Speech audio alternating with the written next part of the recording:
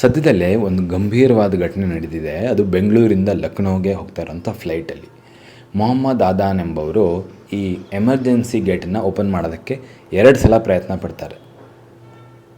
ಇದು ತುಂಬ ಇಂಪಾರ್ಟೆಂಟ್ ಆಗಿರುವಂಥ ವಿಷಯ. ಎಸ್ಪೆಷಲಿ ನಾವು ಫ್ಲೈಟಲ್ಲಿ ಟ್ರಾವೆಲ್ ಮಾಡ್ತಾ ಇರಬೇಕಂದ್ರೆ ಈ ಕೆಲವೊಂದು ವಿಷಯಗಳನ್ನು ನಾವು ಗಮನದಲ್ಲಿ ಇಟ್ಕೊಬೇಕಾಗತ್ತೆ. ಬರೀ ನಮ್ಮ ಸೇಫ್ಟಿ ಮಾತ್ರ ನೋಡ್ಕೊಂಡಿದ್ರೆ ಆಗಲ್ಲ, ಫ್ಲೈಟಿದ್ದು ಸೇಫ್ಟಿ ಕೂಡ ನಮ್ಮ ಕೈಯಲ್ಲೇ ಇರುತ್ತೆ. ಏನಕ್ಕಂದರೆ ಅವರು ಇವಾಗ ಓಪನ್ ಮಾಡ್ತಾ ಇರ್ಬೇಕಾದ್ರೆ ಉಳಿದಿವರು ಸುಮ್ಮನೆ ಕೂತ್ಕೊಂಡಿದ್ರೆ ಆಗೋದಿಲ್ಲ. ಯಾರೋ ಅವರು ಕ್ರೀವ್ಗೆ ತಿಳಿಸಿದ್ರು ಇವರು ಓಪನ್ ಮಾಡ್ತಾ ಇದ್ದಾರೆ, ಬಂದು ನೋಡಿ ಆಗ ನಿಲ್ಲಿಸೋದಕ್ಕಾಯಿತು. ಅದೇ ಯಾರು ಹೇಳಲಿಲ್ಲ, ತನ್ನಷ್ಟಕ್ಕೆ ತಾವು ನಿದ್ದೆ ಮಾಡ್ಕೊಂಡಿದ್ದೀವಿ ಅಂತಂದರೆ ಅಲ್ಲಿ ತುಂಬ ದೊಡ್ಡ ಅಪಘಾತ ಆಗುವಂಥ ಚಾನ್ಸಸ್ ಜಾಸ್ತಿ ಇತ್ತು.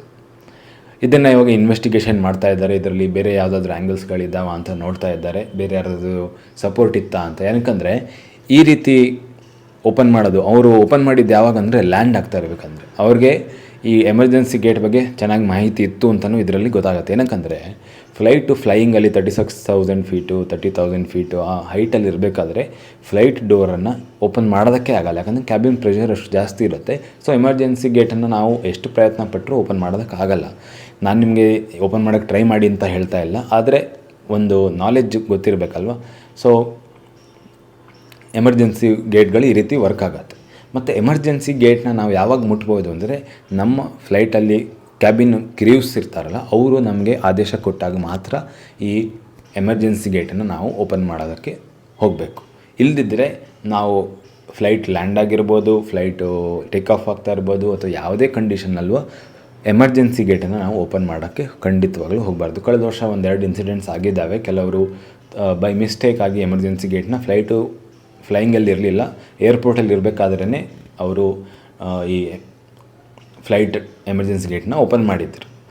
ಅದು ಈ ರೀತಿ ಇನ್ವೆಸ್ಟಿಗೇಷನ್ಗೆ ಇನ್ವಾಲ್ವ್ ಆಗಿಲ್ಲ. ಆದರೆ ಇವಾಗ ಆಗಿರೋಂಥ ಘಟನೆ ಏನಿದೆ ತುಂಬ ಸೀರಿಯಸ್ ಆಗಿರೋಂಥ ಘಟನೆ. ಇದರ ಬಗ್ಗೆ ತುಂಬ ಜನ ಮಾತಾಡ್ತಾ ಇಲ್ಲ. ನಾನು ಹೇಗೂ ಫ್ಲೈಟ್ ಡೀಟೇಲ್ಸನ್ನೆಲ್ಲ ಕವರ್ ಮಾಡ್ತಾ ಇದ್ದೀನಲ್ಲ, ಇದ್ರ ಬಗ್ಗೆಯೂ ನಾವು ನಮ್ಮ ಫ್ಲೈಯಿಂಗ್ ಮೆಂಬರ್ಸ್ ಇದ್ದಾರೆ ಮತ್ತು ಫ್ಲೈಯಿಂಗ್ ವ್ಯೂವರ್ಸ್ ಇದ್ದಾರೆ, ಅವರಿಗೆಲ್ಲ ಇದನ್ನು ತಿಳಿಸೋಣ ಅಂಥೇಳಿ ವೀಡಿಯೋನ ಮಾಡ್ತಾಯಿದ್ದೀನಿ. ಸೊ ಎಮರ್ಜೆನ್ಸಿ ಗೇಟಲ್ಲಿ ನೀವು ಕೂತ್ಕೊಳ್ತಾ ಇದ್ದೀರಿ ಅಂತಂದರೆ ಹುಷಾರಾಗಿರಿ.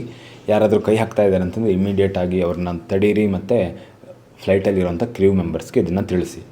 ಮತ್ತು ಇನ್ನೊಂದು ವಿಷಯ ಏನಂದರೆ ಎಮರ್ಜೆನ್ಸಿ ಗೇಟ್ ಹತ್ರ ನಾರ್ಮಲಿ ತುಂಬ ಸಣ್ಣ ಪುಟ್ಟ ಹುಡುಗರನ್ನು ಮತ್ತು ಏಜ್ ಆದವ್ರನ್ನ ಕೂತ್ಕೊಳ್ಸೋದಿಲ್ಲ, ಮಿಡಲ್ ಏಜ್ಡ್ ಅವಂಥವ್ರನ್ನೇ ಕೂತ್ಕೊಳಿಸ್ತಾರೆ. ಸೊ ನಿಮಗೆ ಎಲ್ಲಾದರೂ ಎಮರ್ಜೆನ್ಸಿ ಗೇಟ್ ಹತ್ರ ಕೂತ್ಕೊಳ್ಳೋಂಥ ಅವಕಾಶ ಸಿಕ್ಕಿದ್ರೆ ಹುಷಾರಾಗಿರಿ. ನಾನು ಲಾಸ್ಟ್ ಟೈಮು 1-2 ಸಲ ಎಮರ್ಜೆನ್ಸಿ ಗೇಟ್ ಹತ್ರ ಕೂತ್ಕೊಂಡಿದ್ದು, ಏನೋ ತೊಂದರೆ ಏನಾಗಲ್ಲ, ಲೆಗ್ ಸ್ಪೇಸು ಜಾಸ್ತಿ ಇರುತ್ತೆ, ಆರಾಮಾಗಿ ಕೂತ್ಕೊಬೋದು. ಆದರೆ ನಿಮ್ಮ ಮೇಲೆ ಒಂದು ರೆಸ್ಪಾನ್ಸಿಬಿಲಿಟಿ ಇರುತ್ತೆ. ಏನಂದರೆ ಎಮರ್ಜೆನ್ಸಿ ಗೇಟನ್ನು ನೀವು ಎಮರ್ಜೆನ್ಸಿ ಇದ್ದಾಗ ಓಪನ್ ಮಾಡೋಂಥ ಚಾನ್ಸಸ್ಸು ನಿಮಗಿರುತ್ತೆ, ಫಸ್ಟ್ ಚಾನ್ಸು. ಸೊ ಅಷ್ಟೇ ಅಲ್ಲ, ಎಮರ್ಜೆನ್ಸಿ ಇಲ್ಲದಿದ್ದಾಗ ಯಾರಾದರೂ ಓಪನ್ ಮಾಡೋಕ್ಕೆ ಟ್ರೈ ಮಾಡ್ತಾಯಿದ್ದಾರೆ ಅಂತ ಅವ್ರನ್ನ ತಡೆಯುವಂತಹ ಒಂದು ಕೆಲಸನೂ ನಿಮಗಿರುತ್ತೆ. ಸೊ ಹುಷಾರಾಗಿರಿ. ನೀವು ನೆಕ್ಸ್ಟ್ ಟೈಮ್ ಫ್ಲೈಟಲ್ಲಿ ಹೋಗ್ತಾ ಇದ್ದೀರಿ ಅಂದರೆ ಎಮರ್ಜೆನ್ಸಿ ಗೇಟ್ ಹತ್ತಿದ್ರೆ ಅಂತ ಇನ್ನೂ ಜಾಸ್ತಿ ಹುಷಾರಾಗಿರಿ. ನನ್ನ ಹೆಸರು ಸಾಯಿ ಕೀರ್ತನ್. ಉಳಿದಿರೋ ವ್ಲಾಗ್ಸನ್ನು ಚೆಕ್ ಮಾಡಿ. ಮತ್ತೆ ಮುಂದಿನ ಸಂಚಿಕೆಯಲ್ಲಿ ಭೇಟಿಯಾಗೋಣ. ನಮಸ್ಕಾರ, ಧನ್ಯವಾದಗಳು, ಶುಭವಾಗಲಿ.